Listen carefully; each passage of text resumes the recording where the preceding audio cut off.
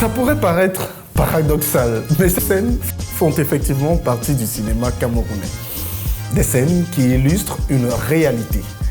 C'est que dans le cinéma camerounais, on peut avoir des scènes comme celle-ci, mais également des scènes un peu plus magiques, comme dans Innocente de Léa Malé, un blockbuster qui a surpris tout le monde. C'est donc un cinéma qui peut surprendre ou alors qui peut tout simplement faire rigoler. C'est un cinéma vivant, le cinéma camerounais. Mais comment se porte-t-il? Comment est-il financé? Comment les acteurs de la filière arrivent à s'en sortir? Nous vous emmenons dans une enquête sans anesthésie au cœur du cinéma camerounais pour comprendre clairement quels sont les mots qui minent ce secteur d'activité important. Suivez-moi.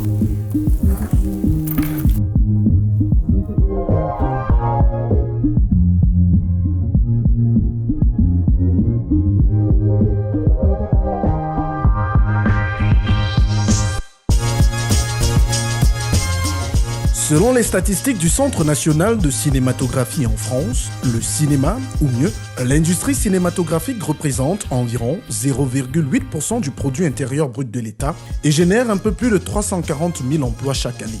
Une contribution non négligeable qui dénote de l'importance et du poids de ce secteur d'activité dans l'économie française. Plus proche de nous au Nigeria, le cinéma représente 1,2% du PIB et pèse environ 3,4 milliards d'euros chaque année. En francs CFA, ça fait 2000 milliards d'apports dans l'économie nigériane.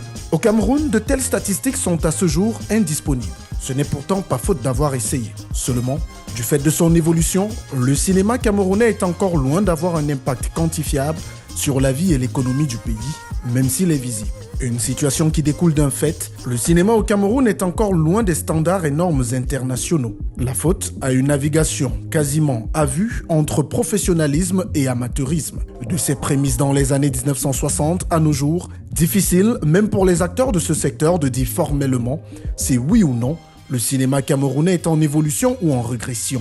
Par rapport à nos aînés, je pense que nous on a régressé alors que nous aujourd'hui, on a des moyens de production qui sont beaucoup plus légers. Je trouve que nous, aujourd'hui, on bavarde beaucoup, on propose peu, nous sommes pressés et par rapport à ça, je trouve qu'on propose des œuvres qui, dans la globalité, ne sont pas des œuvres qui marquent. De nos jours, on a plus des films de qualité passable que de bons films. Et c'est vraiment déplorable. Du point de vue quantitatif, je crois qu'il y a quelque chose qui se passe vraiment. Ça bouge. En revanche, sur le plan qualitatif, on peut vraiment encore se poser d'énormes questions. Évolution, régression, je parlerais plutôt de renaissance. On vit des moments qui sont particuliers pour le cinéma parce qu'en même temps, on sort d'un grand moment d'hibernation et il y a un frémissement d'un type de cinéma qui se fait. En réalité, la tendance amateur, professionnel, fait clivage. Ça, c'est quel garçon si puissant! On est certes loin de Nollywood et ses quelques 2000 films par an, mais avouons qu'au Cameroun, depuis quelques années, la production cinématographique est assez dense, parfois au détriment de la qualité. Je comprends pourquoi.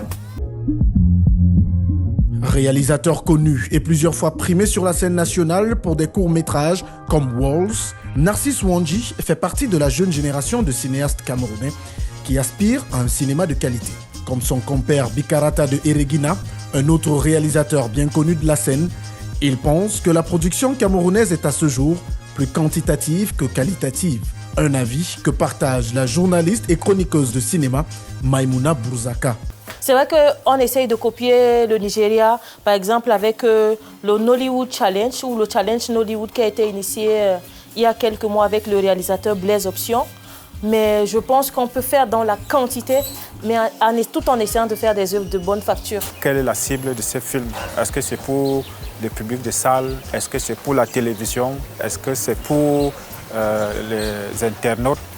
C'est autant de choses. Donc, des gars font des films, il y a des productions. Maintenant, c'est au niveau aussi de la qualité. La qualité n'est pas tout à fait ce qu'on pense. La notion encore de qualité, elle est relative. Ce que je ne trouve pas bien, quelqu'un d'autre trouvera bien. On a un mélange de tout. La série, on dit c'est le cinéma. Le téléfilm, on dit c'est le cinéma. Aujourd'hui, les gens font des productions, ils les diffusent où? On se rappelle, la plupart des salles de cinéma qui étaient là sont transformées en églises. Une opinion que ne partagent pas Benjamin Eyaga et Échou. L'un est réalisateur et l'autre un acteur bien connu au Cameroun.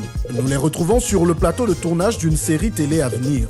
Pour ces deux acteurs, bien que la question de la qualité soit cruciale, il faut dans un premier temps encourager la production à grande échelle. La qualité suivra au fil des productions. Et le public est vraiment en attente de nos œuvres. Donc je dirais plutôt que pour le moment, nous nous battons encore sur la qualité, qui n'est encore vraiment pas ça, malgré les facilités au niveau de l'arrivée du numérique. La quantité est l'apanage de toute industrie, que ce soit à Hollywood, à Nollywood ou à Bollywood. Et pour toute personne qui recherche la qualité la trouve, y compris dans le cinéma camerounais. Je ne m'inquiète pas trop pour la qualité, parce il n'y a qu'un idiot pour faire 10 films complètement moches, quoi. C'est pas possible. Et vous voyez des gens, on voit comment des gens ont commencé, et après on se rend compte comment ils évoluent. Franchement, ce serait mentir que de dire que les choses n'évoluent pas, quoi. Une question sur laquelle notre expert Ebenezer Martial Ngueya, journaliste et critique de cinéma, se veut plus tranché.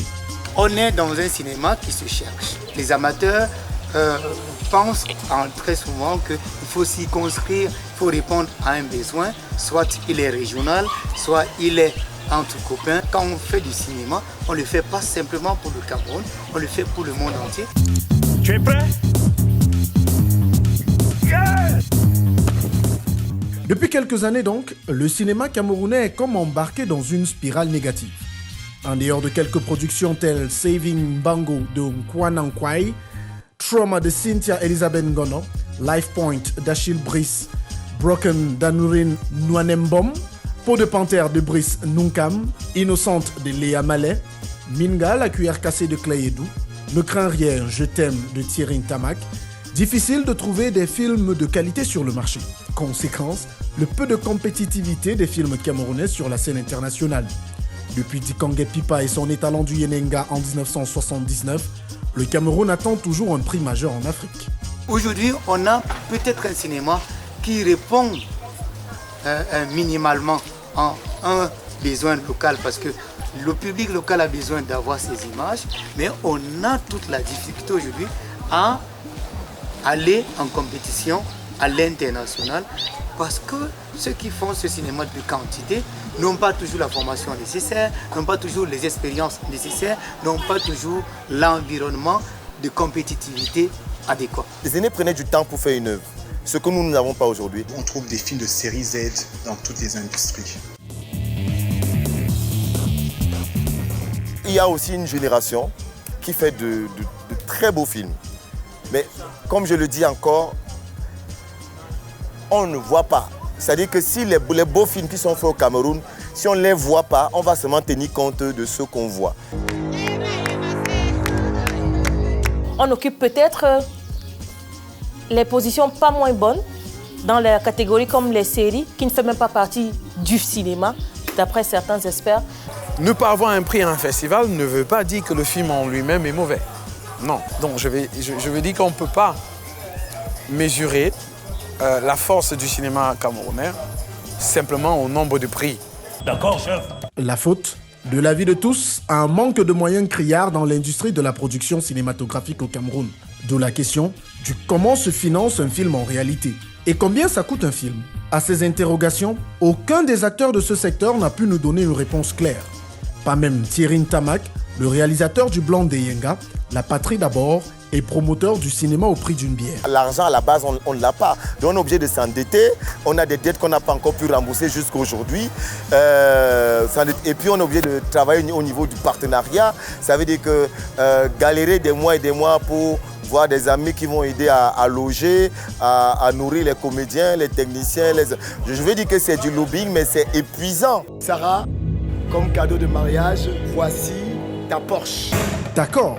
Chez nous, un film, ça n'a pas de prix fixe. Même à l'international, difficile de dire combien coûte exactement un film. tout étant en fonction de plusieurs facteurs liés à la production. Pour faire un film, par exemple, si il faut dépenser au bas mot, tu peux aller à 20-25 millions de francs. Or, 25 millions de francs pour te faire au moins 100 épisodes d'une série. Et ces 100 épisodes, tu peux les vendre dans plusieurs chaînes de télévision et tu rentres en possession de ton argent. Est-ce que je peux savoir ce qui se passe à la fin? Dans ce contexte, comment font donc les cinéastes camerounais pour produire des films? On se débrouille.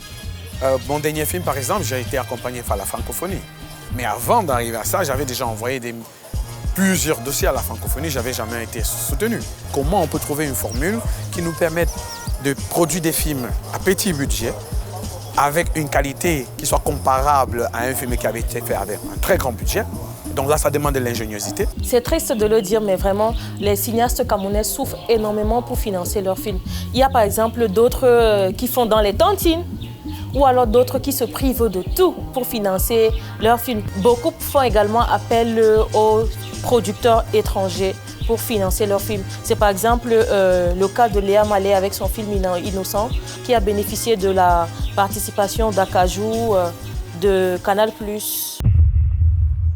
Jurez-vous de dire la vérité, toute la vérité et rien que la vérité. Je le jure. Je le jure. Il n'y a même pas de salle, puisqu'on sait que généralement c'est à travers les salles que les cinéastes gagnent de l'argent. Il n'y a pas de salle, ou alors il y a des salles mais les gens n'y vont pas. Donc c'est vraiment très compliqué pour les cinéastes camerounais. Je ne suis pas sûre que quelqu'un puisse dire qu'il il est rentré en possession de l'argent qu'il a investi lors de la production de son film. Peut-être Tamac. Sauf que popularité ne veut pas dire argent. Les secrets de l'amour, c'est un financement de fonds propres. Et je travaille sur ce film depuis 4 ans. J'ai dépensé de l'argent pour chercher du financement que je n'ai jamais eu.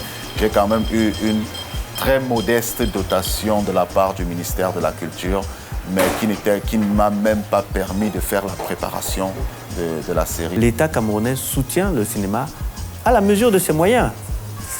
J'entends les cinéastes dire qu'on pourrait faire plus. Je suis d'accord avec eux, on peut toujours faire plus.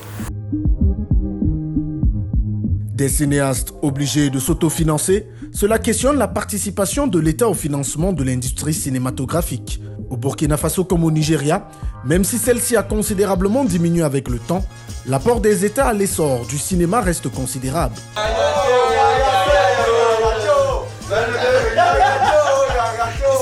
Au Cameroun, il existe bien une direction de la cinématographie au ministère des Arts et de la Culture, le MINAC. Et l'État met à la disposition de l'industrie culturelle dans son ensemble une enveloppe de 1 milliard de francs CFA chaque année, qui continue de se plaindre. Nous sommes dans un pays où on se dit, bon ok, la culture ça peut attendre, résolvons d'abord les vrais problèmes. Toutes les grandes nations dans le monde ont investi dans le cinéma. Parce que derrière le cinéma, qui est le 7e art, il y a beaucoup d'art. Il y a le tourisme, il y a la mode, il y a tellement de choses. La direction de la cinématographie essaye de coordonner l'action de la production cinématographique. Elle n'a même pas un budget pour soutenir ce cinéma. Ailleurs, ils font comment? Ailleurs, il y a des budgets, il y a des attentes et il y a des programmes bien circonscrits et des visions bien précises pour y arriver. Ici, on n'en a pas. Ici, on batifole, on surfe sur le politique. L'État intervient en donnant du matériel de production à certains cinéastes et en mettant à la disposition une salle de projection des avant-premières. Donc, d'une manière ou d'une autre, l'État camerounais soutient le cinéma à la mesure de ses moyens. La direction du cinéma au Sénégal aujourd'hui dispose d'environ 2 à 3 milliards de francs CFA pour faire du cinéma. Et ce cinéma aujourd'hui est compétitif, il remporte des prix et il attire de la sympathie du monde. Parce que le cinéma irrigue, c'est tout un système. J'entends les cinéastes dire qu'on pourrait faire plus. Je suis d'accord avec eux, on peut toujours faire plus. Je pense que ça ne devrait même pas être surprenant quand on regarde un peu quel est le budget du ministère de la Culture. Et on distribue 1 million à tout le monde. Quand tu donnes 1 million à un gars qui veut faire un film de 26 millions, par exemple, je ne sais pas vraiment comment ça peut l'aider. Et deux fois, les 1 million, ça peut juste payer une résidence d'écriture. Ou alors boire les bières parce que finalement, l'argent n'aura servi à rien. Au lieu de faire ça, c'était peut-être plus intéressant, et ça ne concerne que moi, de financer peut-être 4 ou 5 films par an. Nettoie-moi tout ça. Oui, chef.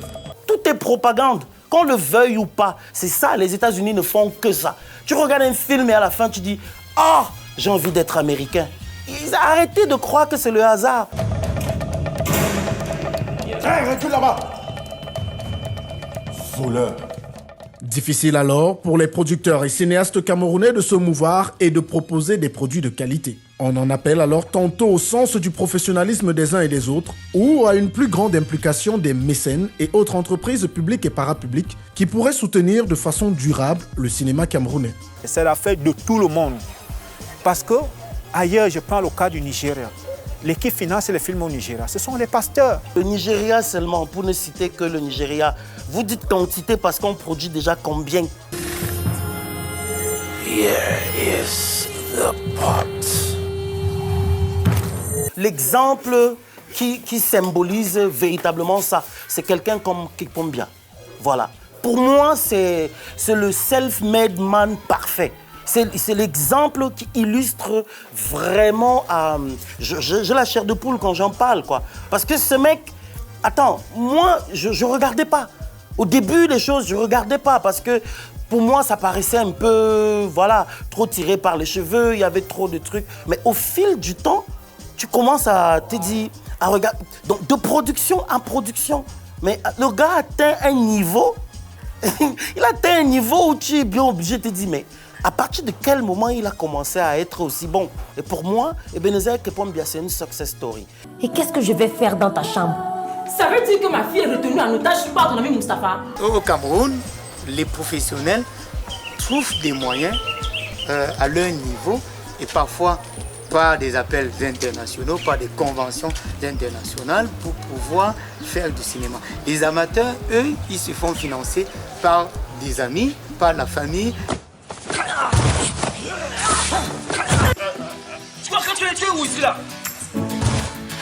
Pour sortir de l'ornière, plusieurs solutions sont mises en avant. La formation est la base. Parce que même si on donne tous les financements, si vous n'êtes pas formé, vous ferez quoi avec? Il faut des infrastructures qui vont aider à la rentabilité, c'est-à-dire qu'à la distribution.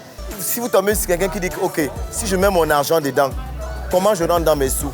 Si vous ne savez pas quoi dire, c'est mort. Tu fais un scénario tout seul dans ta chambre. Tu ne le fais lire à personne. Tu es convaincu que tu es un génie. Tu es un génie tant que tu es dans ta chambre. Franchis la porte et tu vas te rendre compte que peut-être tu es le dernier. Prendre le temps de se former et s'entourer des meilleurs.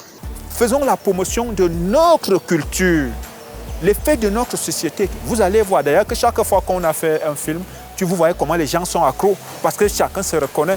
Nos dirigeants là, ceux qui sont dans leur bureau doué là, ils ont les solutions même mieux que nous autres. Il me souvient en 2016, je crois, entre 2015 et 2016, nous étions invités à un atelier à Boya, organisé par le ministère des Arts et de la Culture, atelier de relance du plan triennal pour le développement de l'industrie cinématographique au Cameroun. 4 ans après, rien n'est fait. C'est vrai que nous sommes en train de travailler sur ce texte-là. Les cinéastes doivent être un peu plus patients parce que la temporalité de l'État n'est pas nécessairement la temporalité des professionnels. La meilleure solution, en fin de compte, c'est de se cogner le nez et de se relever à chaque fois. Le cinéma, c'est un pilier de développement. Senghor parlait du 4e pilier de développement pour la culture et le cinéma en fait partie. C'est un secteur très porteur. Il faut aussi que les pouvoirs publics pensent à soutenir le secteur. Peut-être à dire, par exemple, que instruire la CRTV de diffuser un tel quota de films camerounais ou alors les chaînes de télévision même de diffuser un tel quota de films camerounais ou alors de les acheter, de les coproduire aussi. Il faut aussi que les entreprises essaie aussi de soutenir le secteur parce que c'est un secteur très très porteur. Et en ce qui concerne les cinéastes camerounais, vraiment il faut qu'ils aillent se faire former. Il faut accompagner la créativité.